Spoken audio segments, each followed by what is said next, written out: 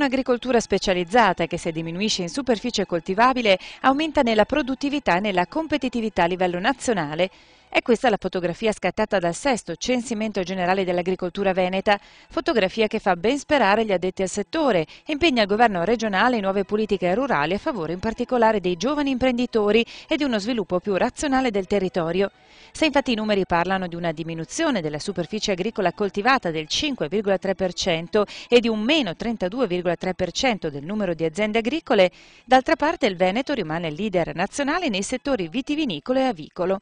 Il Veneto agricolo in sé rappresenta nel quadro nazionale il 6,3% della superficie agricola utilizzata e il 7,4% di tutte le aziende agricole. Il totale regionale delle aziende agricole si attesta sulle 122.000 unità, che occupano oltre 60.000 addetti per una produzione lorda vendibile sui 4,7 miliardi di euro, una cifra invariata rispetto al precedente censimento. A fare da padrone in questo settore è la provincia di Verona, con un quinto della superficie coltivata a livello regionale, seguita da Padova e Treviso. Quello che è cambiato è la forma e la specializzazione delle aziende, spesso accorpate anche in termini di terreni, anche nel caso della montagna e del bellunese, che ha visto un cambiamento produttivo che ha privilegiato le grandi estensioni a prati e pascoli.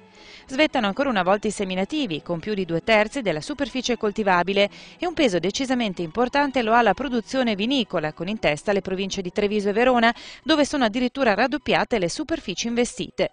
Punto di debolezza a livello regionale, in media comunque con quello nazionale, il comparto zootecnico, che vede una diminuzione sia del numero di aziende che dei capi allevati, in particolare bovini. Questo settore ha fatto registrare un calo del 39% delle aziende e un meno 11,3% dei capi.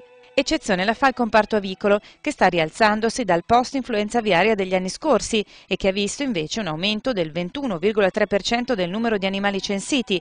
Anche nel caso degli allevamenti veneti rimane comunque la costante della specializzazione delle aziende e la consistenza media aziendale, con un più 230.000 suini allevati e un più 10 milioni di capi avicoli. Ora la sfida futura, anche a detta dell'assessore all'agricoltura della Regione Veneto Franco Manzato, rimane quella dell'integrazione tra agricoltura e sistema urbanistico e turistico regionale, con la necessità di continuare a diminuire la cementificazione del territorio e di recuperare di converso aree da investire nel settore primario.